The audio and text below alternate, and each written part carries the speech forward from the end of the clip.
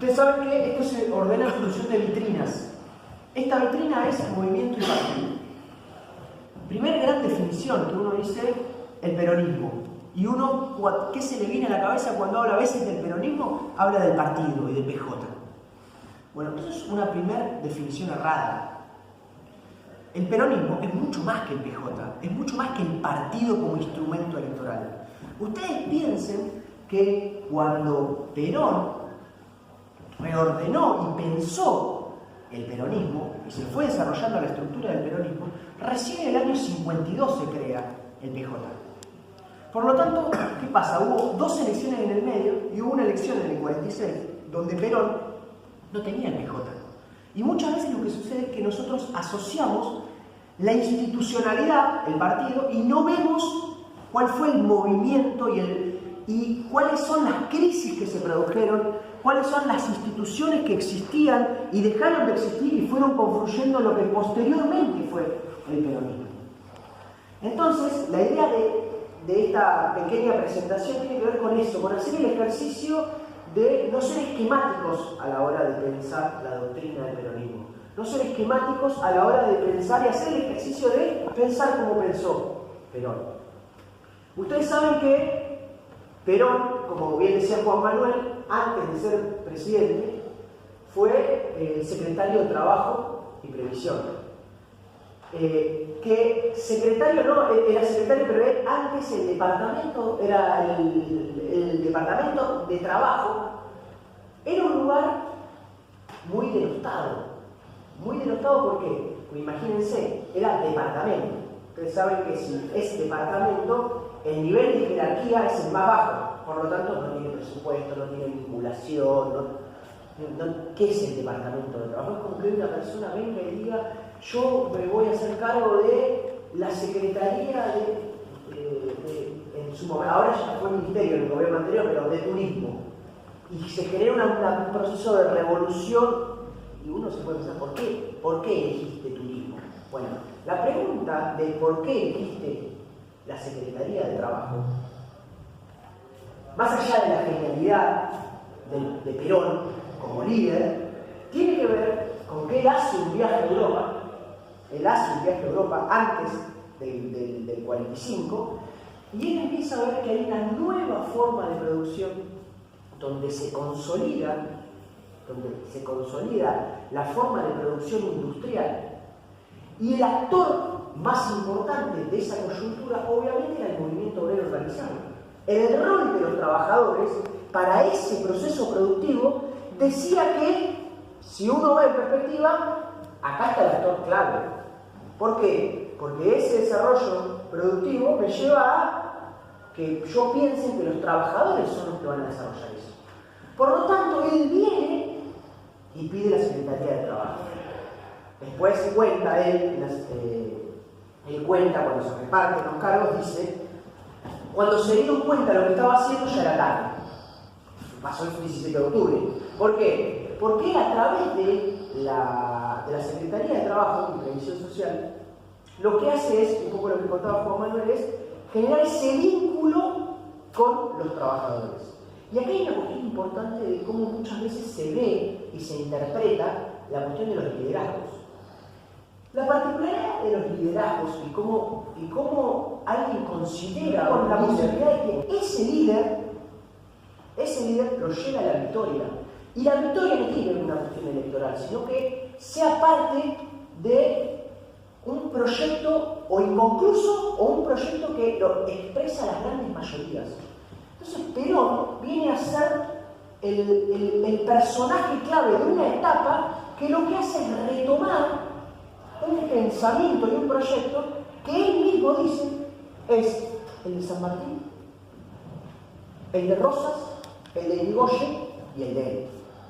Va a decir San Martín, Rosas, Irigoyen y él.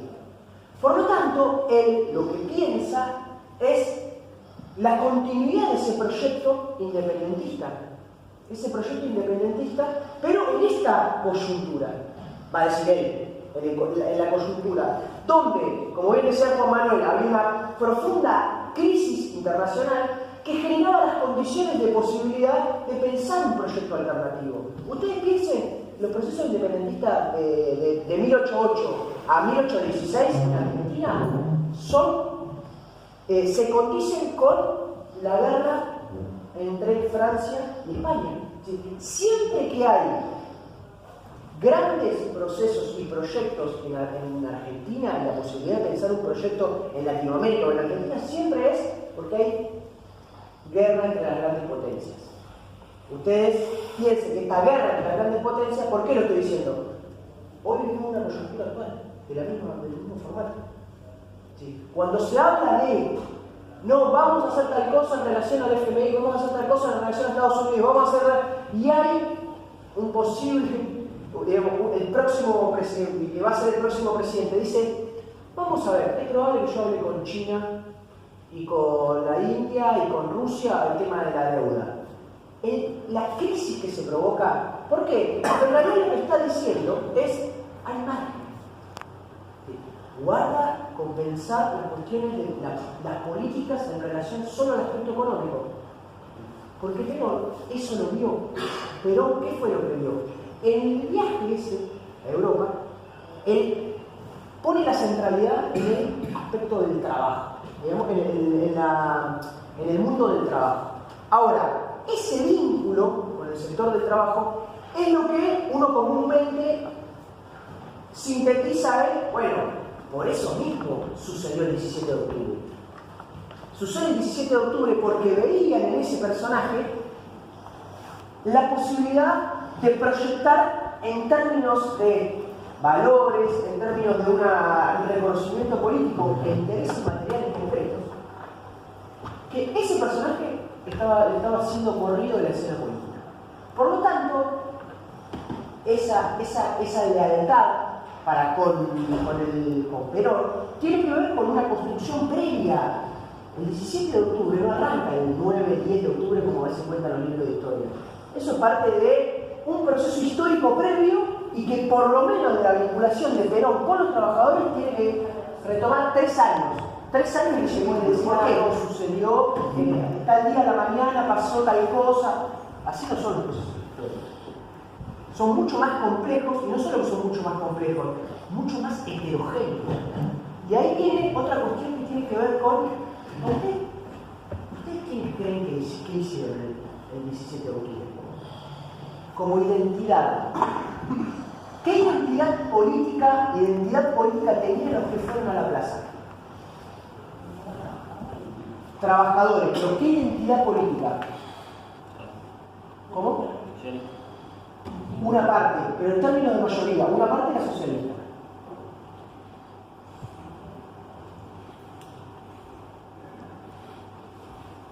Fíjense, la última identidad histórica mayoritaria fue el irigoyenismo, es decir, el radicalismo.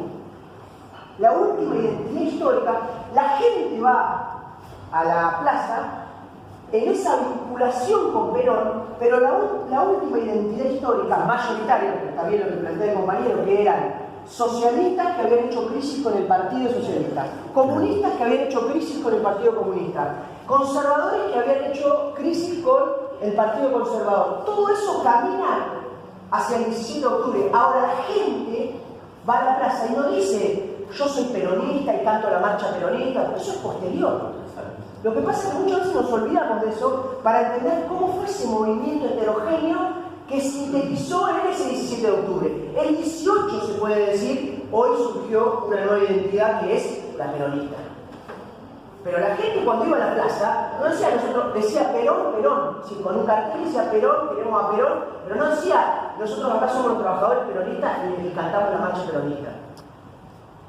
Y eso, haciendo este ejercicio, lo que les estoy haciendo, que podamos reflexionar es cómo fue esa dinámica que se fue dando, porque el peronismo también es, en términos de identidades históricas, es la crisis de estructuras que no se sienten contenidas bajo las instituciones anteriores y empiezan a caminar otro camino. ¿Por qué se cree que el vicepresidente de Perón era un radical, Quijano? ¿Cómo puede ser que, por ejemplo, Jauretche era radical y votó Perón? Imagínense, pensamos ahora, no, un radical que vota, no, es como que vos decís, no, uno del partido radical que vote, porque hay ciertas coyunturas donde las grandes mayorías dejan de sentirse expresadas por los partidos tradicionales y empiezan a caminar el camino del movimiento nacional. Eso es octubre. Ahora, el 17 de octubre, Perón dice, este es un momento de fortaleza en términos de la identificación con el liderazgo y el elemento activo que producen las grandes mayorías, pero un momento de debilidad. ¿Qué pasa si ese día lo mataban a Perón?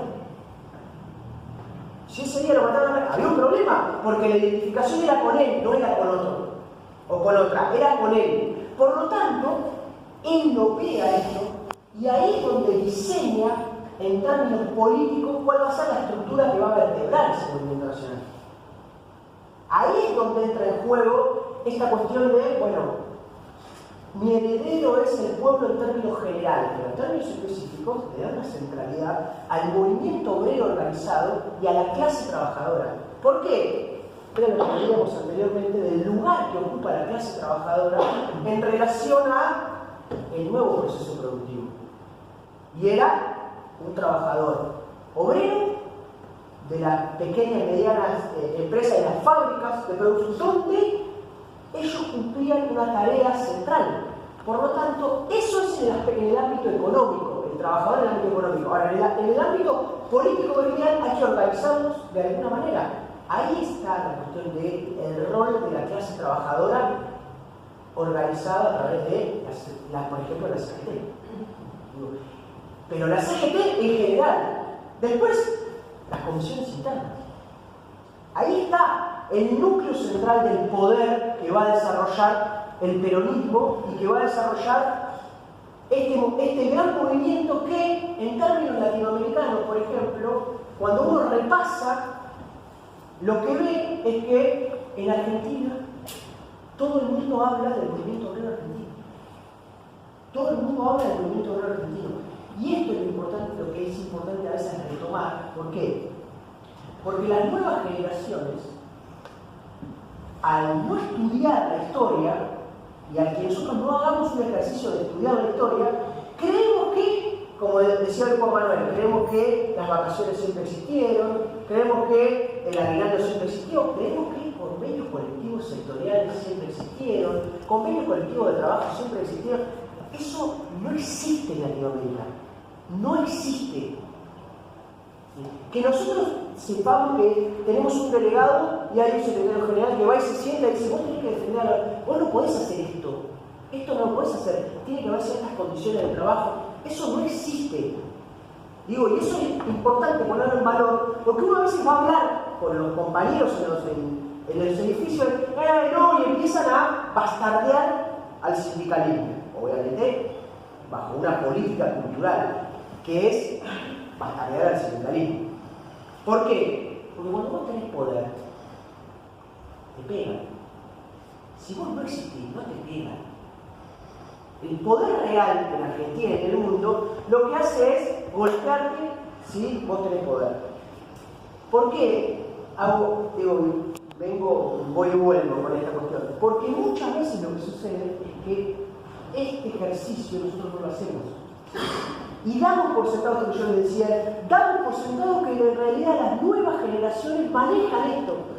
Y en realidad no están formadas en la cuestión de, no tienen lo que vio Perón, en la centralidad del mundo del trabajo. Cuando uno lo piensa en la actualidad, cambió la etapa. ¿Qué quiere decir cambiar la etapa? Hay una nueva forma de producción donde esa forma de organizar la industria se reordenó de otra manera. Hoy, donde ustedes tenían un establecimiento con 8.000 trabajadores, década del 40, 50, 60, 8.000 trabajadores y una gerencia, no existe más. Existe un proceso de concentración y centralización de esas gerencias y un proceso de terciarización del sistema productivo, donde se produce una parte en Taiwán, otra parte en Córdoba, otra parte en Neuquén, otra parte en China, otra parte en Brasil. Imagínense el impacto que tiene en el mundo del trabajo. El impacto que tiene en el mundo del trabajo, por lo tanto, el impacto que tiene incluso en la cuestión sindical. Donde vos necesitabas un delegado, ahora necesitas como mínimo 5 o 10. No vas a poder tener delegados en Taiwán. Si bien es internacionalista el proyecto del peronismo, no creo que tenés que tener un delegado en Taiwán, pero sí lo que sucede es que los procesos de terciarización lo que hace es que hay unidades proveedoras en varios lugares, por ejemplo, de la provincia o incluso de otras provincias.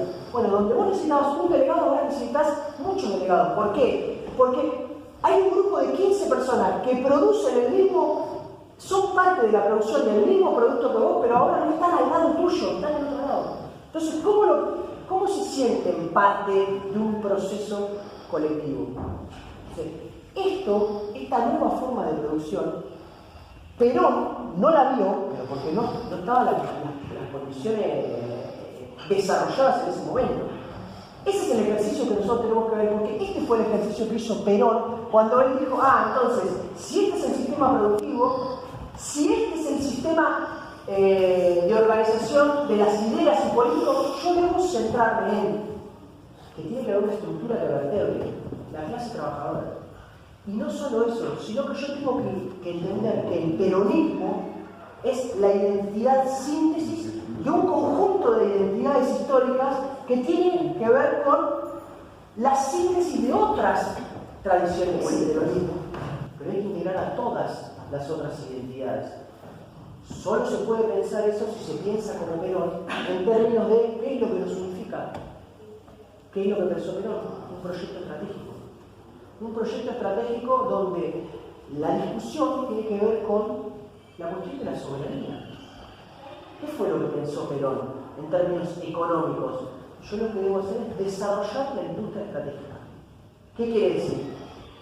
El pulque, el avión de alto nivel, pensado desde Alemania, traerlo y empezar a pensar en esa industria para la defensa. ¿Pero por qué? Porque en realidad nos importa la defensa, sí, nos importa la defensa nacional, pero hay una cuestión también económica que el desarrollo de las industrias estratégicas, por ejemplo, producción de barcos, producción de aviones, telecomunicaciones, activan y desarrollan una pequeña y mediana empresa que lo que hace es producir empleo.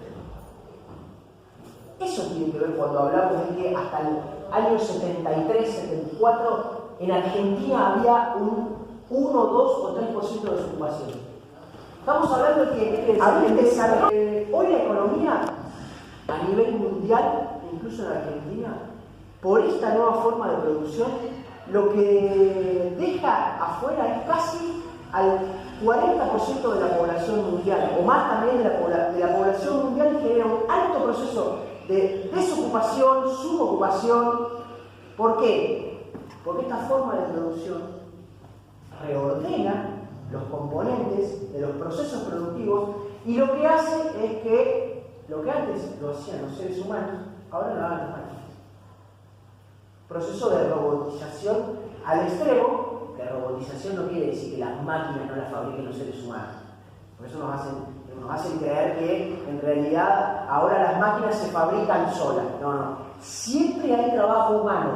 Siempre hay una persona que diseña eso. Lo que pasa es que está cada vez más concentrado. Bueno, eso genera un alto proceso de desocupación y alto proceso de subocupación, e incluso el desarrollo de lo que comúnmente se conoce ahora, en esta discusión actual, de la economía popular. Nosotros en Argentina tenemos ahora 30-40% de desocupación. La pregunta es, ¿qué pasa? ¿Qué vamos a hacer con esos sectores? Porque ellos son parte del trabajo. Incluso discusiones centrales. Eso tiene que ver con la idea de cuál es el desafío que nosotros tenemos hoy. ¿Por qué? Porque ustedes piensen que esto es lo que les decía de con qué nos encontramos, con qué nos estamos encontrando a la hora de recorrer los pisos y charlar con la gente. Nos estamos encontrando con compañeros y compañeras que no tienen espacios para desarrollar una discusión, un planteo. ¿Por qué? Porque su espacio, le han hecho creer que su espacio es el espacio virtual. Su espacio es el espacio virtual, el espacio del grupo de WhatsApp, el espacio es los grupos de Facebook, el espacio es el Instagram, el espacio. Y ese espacio lo que hace muchas veces incluso es negar la complejidad, pero la necesaria puesta en común de cuál es nuestra historia, de dónde venimos, cómo la estamos viendo, de reconocernos como en una cuestión de encontrarnos entre nosotros como compañeros y compañeras, y eso lo que genera es una imposibilidad incluso de desarrollar una política común. Que sacan una serie Tigre Verón que dice que son todos unos ladrones, después a través de la música van ejercitando el desprestigio en la tele. Entonces ya hay una cuestión casi como que el sindicalismo está enchastrado y es barro y en algún negocio está. Eso tiene que ver con una batalla cultural perdida. Porque después uno puede decir, no, tal personaje a mí no me cierra. Pero poner en duda por un personaje la forma de organizarse, el sindicalismo en general, eso es lo que no están viniendo por un dirigente sindical.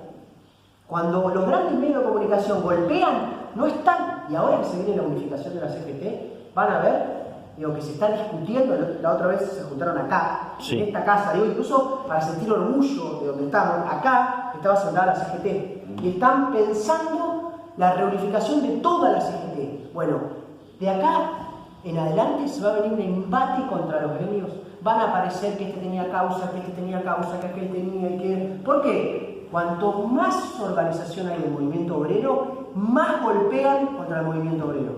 Porque el único poder real de parar la producción, de generar un gran proceso de movilización, tiene que ver con el movimiento obrero organizado. Tiene que ver con el movimiento obrero organizado.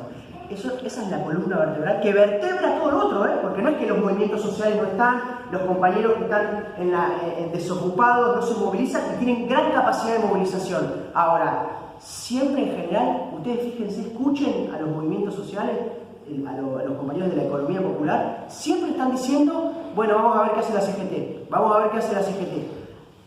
Porque de alguna manera son los que tienen el tiempo, la historia, el conocimiento de cuáles son las formas.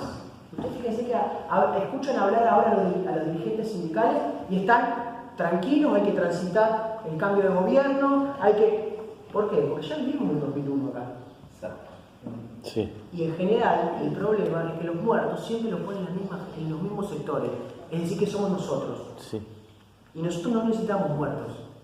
Nosotros lo que necesitamos son procesos de organización y estructuras que lleven adelante políticas de Estado para el beneficio del pueblo. Nosotros no queremos mártires, no queremos gente muerta. Ya tenemos muchos. Ya tenemos demasiado. Por lo tanto, guarda con los pases de rosca de estas coyunturas tan complejas. Es lo que siempre decimos. Siempre miremos qué hacen las grandes estructuras en estas coyunturas. En estas coyunturas miremos qué hacen las grandes estructuras. ¿Por qué? Porque tienen la historia, tienen el tiempo, tienen el conocimiento y, como decía Juan, en el 55 tienen los muertos. Sí, en este país se bombardeó una plaza y se mataron más de 400 personas porque eran parte de un proyecto estratégico de nación. Por lo tanto, imagínense, es la historia acumulada de nuestro pueblo. Esto es cuando nosotros hacemos el ejercicio de pensar en términos estratégicos y poder actualizarlo y trabajarlo en esta coyuntura. Tiene que ver con qué ejercicio hizo Perón y cómo debemos pensarnos a nosotros, porque la clase trabajadora a la cual le hablaba Perón, hoy, como concepto, existe, porque no es que no existen más los trabajadores, es una gran mentira, existen los trabajadores, pero hay una nueva subjetividad, hay una nueva forma de vinculación política. Lo único que trasciende al tiempo es la organización, pero la organización es con estructuras, con cuadros, con secretarios generales, con delegados de base, que tienen la vinculación con los trabajadores. Esa es la política vertebral, esa es la estructura que se necesita construir y que muchas veces se trata de limar y romper. Eso es importante que nosotros lo tengamos en cuenta, porque ese es el ejercicio y esto es con lo que nos vamos a encontrar a la hora de hablar con cada uno de los compañeros y las compañeras en las delegaciones. Esto es no enojarse porque sabemos que estamos hablando en otro, digamos, les hablamos de otra manera. El tiempo es distinto, la forma es distinta. Hagamos el ejercicio de pensar como pensó Perón en términos de ser más complejos, y más complejo no quiere decir ser rebuscado, sino incorporar más variables, más datos, entender cómo fueron los procesos, preguntarle a la gente más grande, a la gente que ha estado históricamente en el sindicato, hablar, porque ellos tienen un conocimiento acumulado que tiene que ver con los tiempos, los modos, las formas que a nosotros nos aportan una idea que hoy está en discusión, que tiene que ver con que parece que no importan las estructuras, parece que el individuo está por sobre las estructuras. Y lo importante es el colectivo, lo importante son las estructuras vertebradas bajo un proyecto que a nosotros nos permitan ser persistentes en el tiempo, y ser permanentes, no persistentes, perdón, permanentes en el tiempo. Digo, ese era, digamos, el aporte que yo quería darles y nada, digo, como para reflexionar